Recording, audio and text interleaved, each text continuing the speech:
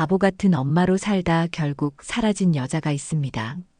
자식의 빚을 대신 갚고 집과 땅까지 내어줬지만 돌아온 건 무시와 조롱뿐이었죠. 그녀는 결국 장부 한 권만 들고 집을 떠났습니다. 그 마지막 기록이 어떻게 삶을 바꾸었는지 끝까지 지켜봐 주세요. 구독과 좋아요는 제게 큰 힘이 됩니다. 바보 같은 엄마라는 말, 결국 나를 향한 말이었습니다. 자식 위에 살아온 세월이 자랑이 아니라 족쇄가 될 줄은 몰랐습니다. 집도 땅도 심지어 내 손목의 금반지까지 자식 손에 건네주며 살았습니다. 그렇게 하면 내 노후가 따뜻할 줄 알았습니다.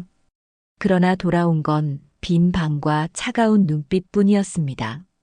저는 올해 이른을 바라봅니다. 제 이름은 아무도 부르지 않았습니다.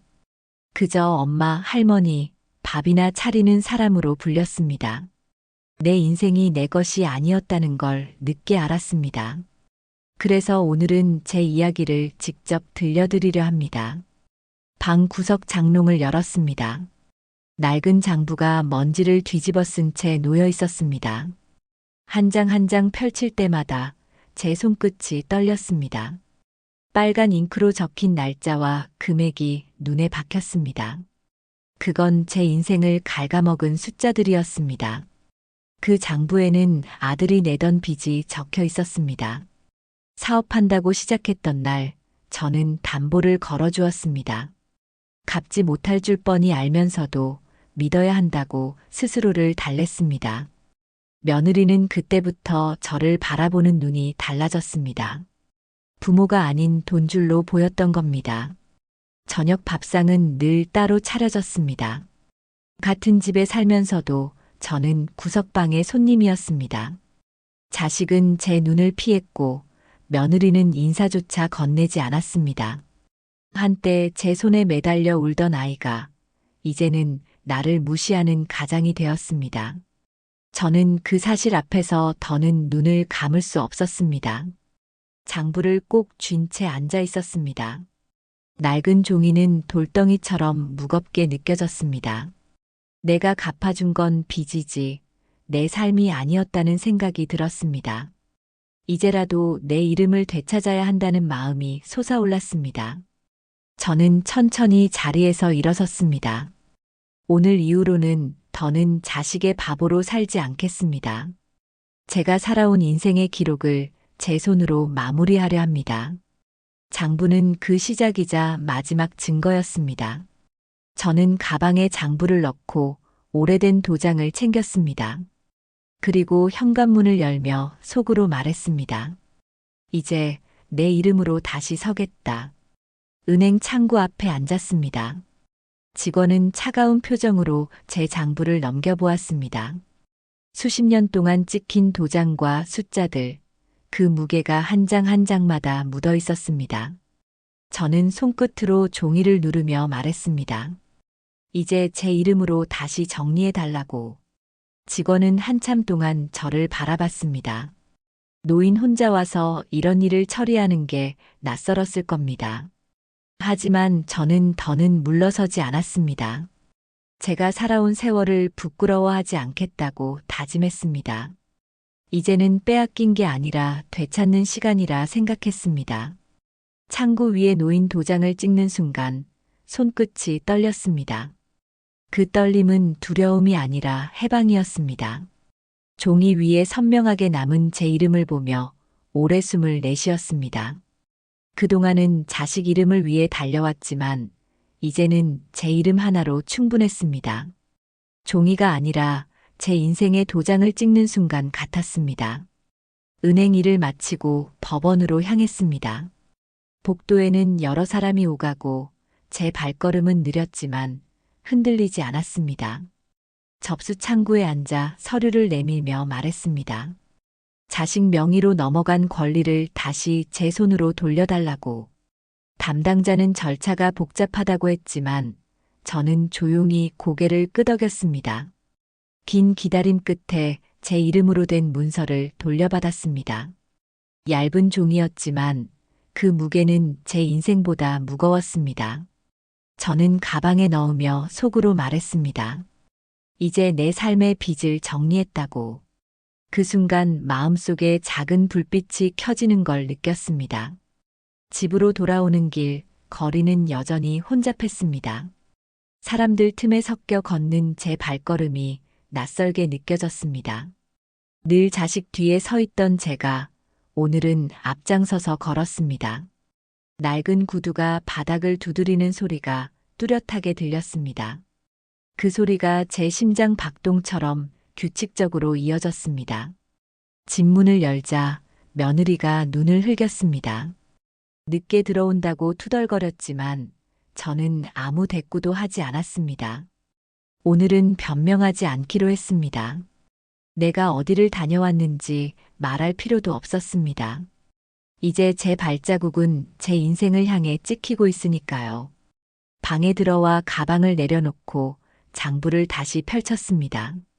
빽빽한 숫자 위에 제 이름이 새겨진 새로운 문서가 겹쳐 있었습니다. 과거와 현재가 포개진 순간 저는 처음으로 숨이 가벼워졌습니다. 자식 대신 짊어졌던 짐은 이제 내려놓아도 된다는 걸 알았습니다. 그러나 아직 해야 할 일이 남아있음을 직감했습니다. 오늘은 첫걸음에 불과했습니다. 남은 재산과 관계까지 모두 정리해야 진짜 자유가 올 것입니다. 저는 장부를 덮고 눈을 감았습니다. 내일은 더 무겁고 더 단호한 선택을 해야 한다는 걸 알았습니다. 그 선택이 끝나야 비로소 사라진 내 이름을 다시 찾을 수 있었습니다. 엄마가 왜 이렇게 인색해졌냐고 아들이 소리쳤습니다. 내가 죽어라 벌어 바친 돈을 언제는 자기들이 쓰라며 손 벌리더니 이제는 막무가내로 원망을 퍼부었습니다. 며느리도 옆에서 고개를 끄덕이며 한마디씩 던졌습니다. 이제는 집안 식구가 아니라 돈줄이 막힌 불편한 짐짝 취급을 받는 순간이었습니다. 저는 가만히 그 말을 들으며 오래 참았던 분노를 삼켰습니다. 아들은 장부를 보지도 않은 채 말했습니다. 엄마가 도와준 건 당연했고 앞으로도 그래야 한다고. 그 말 속에는 미안함이란 한 톨도 없었습니다. 저는 차갑게 대꾸했습니다. 내가 갚아온 건 내 빚이지 내 인생이 아니라고. 잠시 침묵이 흘렀지만 곧 고성이 오갔습니다. 아들은 제 눈을 똑바로 쳐다보지도 않았습니다. 소리만 높이고 방을 박차고 나갔습니다. 며느리는 식탁 위에 그릇을 치우며 중얼거렸습니다. 이 집에선 이제 엄마가 더는 필요 없다고. 저는 방으로 돌아와 장부를 꺼냈습니다. 붉은 잉크로 적힌 금액들이 눈앞에 퍼져 있었습니다. 그 숫자들은 제 손끝에서 다시 불길처럼 일어섰습니다. 한 장 한 장 넘길 때마다 목이 메었지만 더는 후회하지 않았습니다. 이 기록은 나를 바보로 만든 족쇄였고 동시에 나를 해방시킬 열쇠였습니다. 그날 밤 저는 서류를 정리했습니다. 은행에서 받은 문서, 법원에서 돌려받은 권리 확인서, 그리고 장부. 낡은 가방 속에 차례로 넣었습니다. 남은 건 자식들의 목소리가 아닌 제 결심뿐이었습니다. 내일은 더 큰 결정을 내려야 한다는 걸 알고 있었습니다. 창문 너머로 골목의 가로등 불빛이 들어왔습니다. 그 빛은 차갑게 흔들리며 제 방을 스쳤습니다. 나는 내 그림자를 바라보았습니다. 그 그림자가 마치 나를 묻어버린 세월 같았습니다. 그러나 이제는 그 그림자에서 걸어 나가야 했습니다. 밤이 깊어갔지만 잠은 오지 않았습니다. 자식의 외면과 며느리의 조롱이 귓가를 떠나지 않았습니다. 그 말들이 나를 다시 붙잡으려 했습니다. 하지만 이미 내 안에서 단단한 결심이 굳어지고 있었습니다. 나는 더는 바보로 불리지 않겠다고 속으로 되뇌었습니다.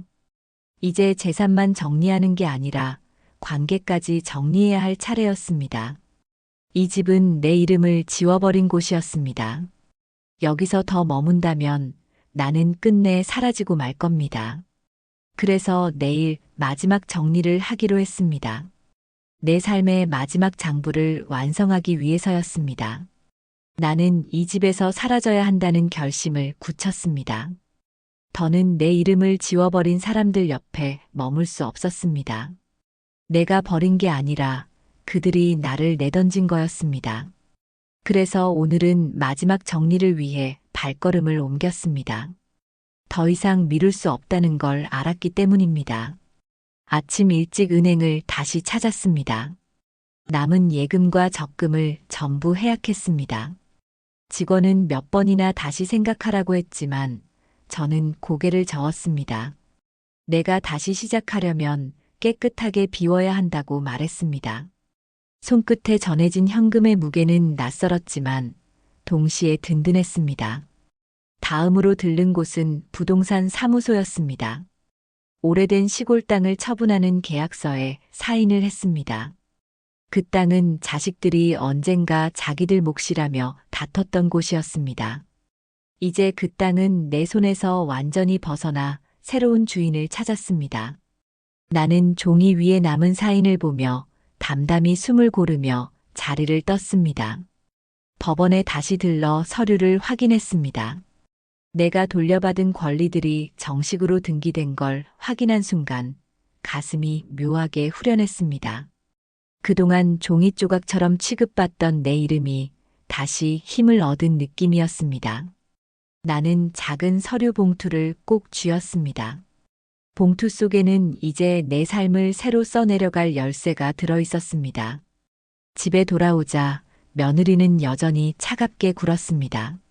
저녁거리를 사오지 않았냐며 불만을 늘어놨습니다.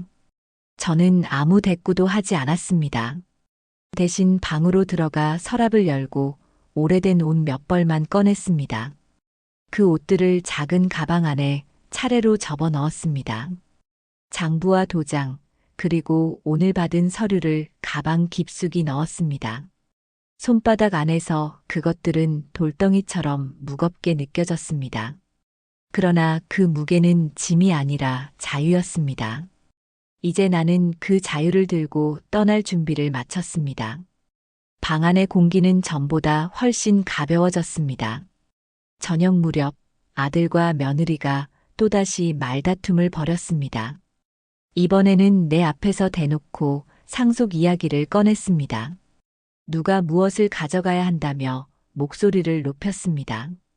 나는 그 모습을 조용히 바라보다가 속으로 중얼거렸습니다. 너희가 원하는 건 내 삶이 아니라 돈일 뿐이라고. 그 순간 깨달았습니다. 나는 더 이상 이 집에서 기다릴 이유가 없다는 것을. 내가 사랑이라 믿었던 건 이미 오래전에 사라졌습니다. 이 집은 더 이상 내 집이 아니었습니다. 내가 서 있어야 할 자리는 다른 곳에 있었습니다. 밤이 깊어가자 가방을 문 앞에 세워두었습니다. 낡은 손잡이를 꼭 잡고는 눈을 감았습니다. 내일 아침이면 나는 이 문을 떠나리라 마음먹었습니다. 아무도 모르게 아무 흔적도 남기지 않고 내 이름만 품은 채 세상 밖으로 나가기로 했습니다. 새벽은 도망치기에 가장 좋은 시간이었습니다. 모두가 잠든 시간, 집안은 적막했고 오직 시계 초침 소리만 들렸습니다. 저는 작은 가방을 메고 현관 앞에 섰습니다. 손잡이를 잡은 순간 수십 년 동안 묶여있던 쇠사슬이 풀리는 듯 했습니다. 내 발걸음은 두렵지 않았습니다. 오히려 기다려온 순간이었습니다. 마당에 나섰을 때 차가운 공기가 폐 속으로 파고들었습니다. 숨이 가빴지만 그 숨마저 자유로웠습니다. 가방 속 장부와 서류가 발걸음을 무겁게 눌렀습니다. 그러나 그 무게는 짐이 아니라 증거였습니다. 내가 이 집에서 바보로 살지 않았다는 마지막 증거였습니다. 대문을 나서자 발자국이 선명하게 새겨졌습니다. 돌아보면 흔적이 남을까 두려웠지만 뒤돌아보지 않았습니다. 그동안 수없이 집으로 향했던 길이 오늘은 전혀 다르게 보였습니다. 길 끝에서 나를 기다리는 건 더 이상 자식의 그림자가 아니었습니다. 오롯이 내 이름으로 된 새로운 아침이었습니다. 버스를 타기 위해 정류장으로 향했습니다. 이른 시간에도 몇몇 사람들이 서 있었습니다. 낯선 얼굴들 사이에서 나는 이상하게도 편안함을 느꼈습니다. 아무도 나를 엄마라 부르지 않았습니다. 그 순간 비로소 내 이름을 가진 사람처럼 숨을 쉬었습니다. 버스 창밖으로 집이 멀어졌습니다. 낡은 지붕이 점점 작아지더니 마침내 시야에서 사라졌습니다. 나는 창문에 이마를 대고 오랫동안 눈을 감았습니다. 눈물은 흘렀지만 이번 눈물은 비참함이 아니라 결단이었습니다. 스스로를 놓아주는 눈물이었습니다. 한편 집에서는 소란이 일어났습니다. 아들은 방을 열다 내가 사라진 걸 알았을 겁니다. 옷장엔 낡은 옷 몇 벌만 남아 있었고 책상 위엔 장부 한 권이 놓여 있었습니다. 그 장부 속에는 수십 년 동안 내가 대신 갚아온 빚의 기록이 적혀 있었습니다. 아들은 분명 충격을 받았을 것입니다. 며느리도 방안을 살펴보다가 서류 봉투가 사라진 걸 발견했을 겁니다. 그들이 그토록 기다리던 재산은 더 이상 존재하지 않았습니다. 남겨진 건 낡은 기록과 내가 떠났다는 흔적뿐이었습니다. 그들의 목소리가 멀리서 들려오는 듯 귓가에 울렸습니다. 그러나 나는 다시 돌아갈 생각이 없었습니다. 버스는 도시로 향해 달렸습니다. 내 손은 여전히 가방을 꼭 붙잡고 있었습니다. 그 안에는 내 인생을 다시 시작할 열쇠가 들어 있었습니다. 나는 창밖의 빛을 바라보며 속으로 중얼거렸습니다. 이제야 비로소 나 자신이 된 것 같다고. 이 길 끝에서 무엇을 만나게 될지 알 수 없었습니다.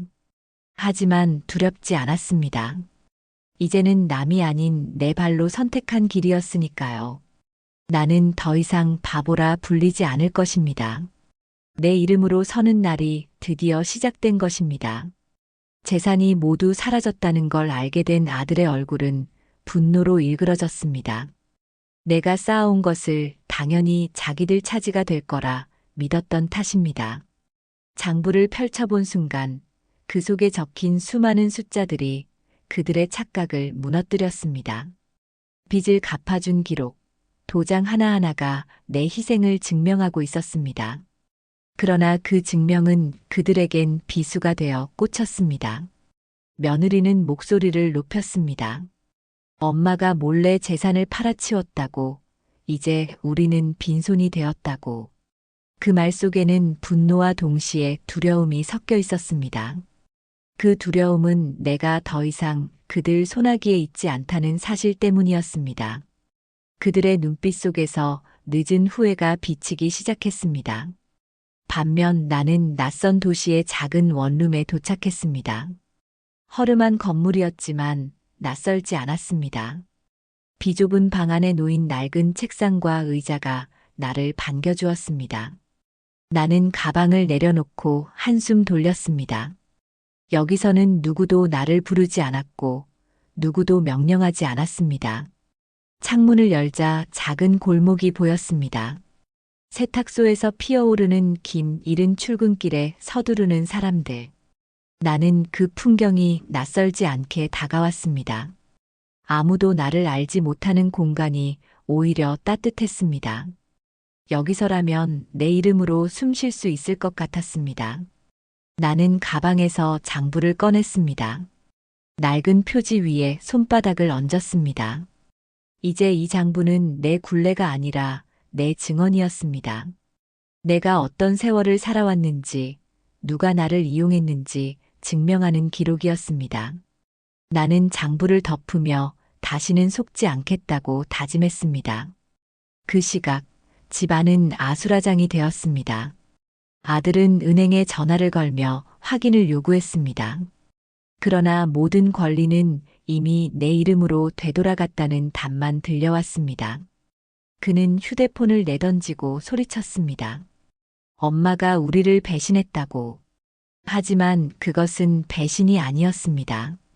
나는 이제서야 내 인생을 돌려받은 것뿐이었습니다. 그들이 탐냈던 재산은 이미 내 손에서 떠났습니다. 남은 것은 그들의 욕심과 허탈뿐이었습니다. 그 허탈은 결국 스스로의 얼굴을 비추는 거울이 되었습니다. 나는 창문 너머로 햇살이 번지는 걸 지켜봤습니다. 내 마음에도 오랜만에 빛이 스며들었습니다. 자식의 목소리가 아닌 내 심장이 뛰는 소리가 선명하게 들렸습니다. 그 소리는 나를 다시 살아있게 만들었습니다. 오늘은 비로소 내 인생이 시작되는 첫날이었습니다. 가방 안에 남은 서류 봉투를 다시 꺼냈습니다. 그 안에는 내 이름으로 된 통장과 작은 현금 다발이 있었습니다. 나는 그것을 보며 오래 웃었습니다. 비록 많지 않았지만 그것은 순전히 내 것이었습니다. 내 인생 처음으로 내 이름만 적힌 재산이었습니다. 엄마가 어디 있냐고 아들이 소리쳤습니다. 휴대폰은 꺼져 있었고 친척들에게 전화를 돌려도 아무도 몰랐습니다. 그들의 분노는 점점 공포로 바뀌었습니다. 재산이 사라진 것도 충격이었지만 나까지 사라졌다는 사실이 더 큰 두려움이었습니다. 그러나 나는 그들의 손이 닿지 않는 곳에서 조용히 숨쉬고 있었습니다. 며느리는 장부를 다시 펼쳐보았습니다. 빚을 대신 갚아준 기록들이 한 장씩 눈에 들어왔을 겁니다. 그 속에 적힌 수십 번의 날짜와 도장이 내가 어떤 삶을 살아왔는지 보여주고 있었습니다. 그제야 그들은 알았을 겁니다. 자신들이 얼마나 쉽게 나를 소비했는지를. 나는 작은 원룸에서 첫 장바구니를 들고 시장에 갔습니다. 낯선 상인들이 활기차게 목소리를 높였습니다. 나는 오래 묻혀있던 웃음을 되찾았습니다. 누군가가 건넨 인사가 낯설지 않았습니다. 그 한마디가 며느리의 차가운 눈빛보다 1000번 따뜻했습니다. 집에서는 여전히 소란이 이어졌습니다. 아들은 나를 찾아야 한다며 소리쳤고 며느리는 이제 늦었다고 대꾸했습니다. 둘은 서로를 원망하며 얼굴을 붉혔습니다. 그러나 그 싸움은 결국 허공만 치는 일이었습니다. 내가 이미 그 집을 떠났다는 사실을 인정할 수밖에 없었으니까요. 나는 원룸 식탁 위에 새 통장을 올려놓았습니다. 내 이름 세 글자가 선명하게 새겨져 있었습니다. 그 이름은 오래 묻혀있던 씨앗처럼 반짝였습니다. 나는 그 이름을 손가락으로 쓰다듬으며 속으로 중얼거렸습니다. 이제야 내 것이 내 앞에 있다고. 아들은 친척들에게 내 흔적을 묻고 다녔습니다. 혹시 엄마가 이곳에 나타나지 않았냐며 불안하게 물었습니다. 그러나 대답은 늘 같았습니다. 아무도 나를 본 적이 없다고. 나는 이미 그림자처럼 사라진 사람이 되어 있었습니다. 나는 작은 방 안에서 낡은 노트를 꺼냈습니다. 그 노트는 장부와 달랐습니다. 이번에는 내 삶을 위한 기록을 시작하고 싶었습니다. 누구의 빚도 아닌, 누구의 이름도 아닌, 온전히 내 이름으로 적을 문장이었습니다. 나는 펜을 잡으며 깊게 숨을 들이마셨습니다. 저녁 무렵 시장에서 산 반찬을 식탁에 올렸습니다. 허름했지만 내 손으로 산 음식이어서 더욱 따뜻했습니다. 숟가락을 들며 스스로에게 속삭였습니다. 너는 이제 혼자가 아니다. 내 이름이 곁에 있지 않느냐. 그 순간 나는 오랜만에 밥맛을 느꼈습니다. 내가 떠난 집은 어둡게 가라앉아 갔을 겁니다. 그들이 아무리 나를 찾는다 해도 이제는 돌아가지 않을 것입니다. 내 발걸음은 이미 다른 길 위에 놓여 있었으니까요. 나는 장부를 가방 깊숙이 넣으며 다짐했습니다.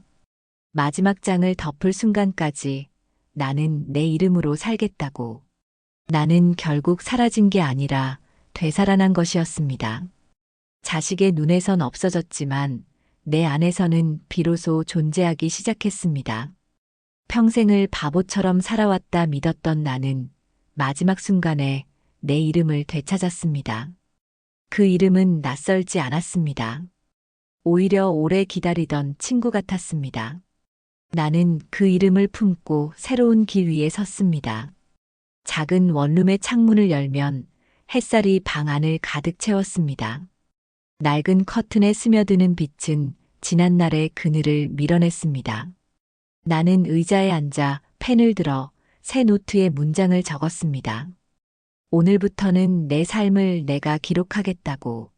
장부가 증언이었던 시대는 이제 끝났다고. 나는 장바구니를 들고 골목을 걸었습니다. 이웃 가게 주인은 환하게 웃으며 인사를 건넸습니다. 짧은 말 한마디가 나를 살아있는 사람으로 만들어 주었습니다. 그 따뜻함은 며느리의 비수 같은 말보다 훨씬 강했습니다. 나는 그 순간 다시 숨을 고르고 싶었습니다.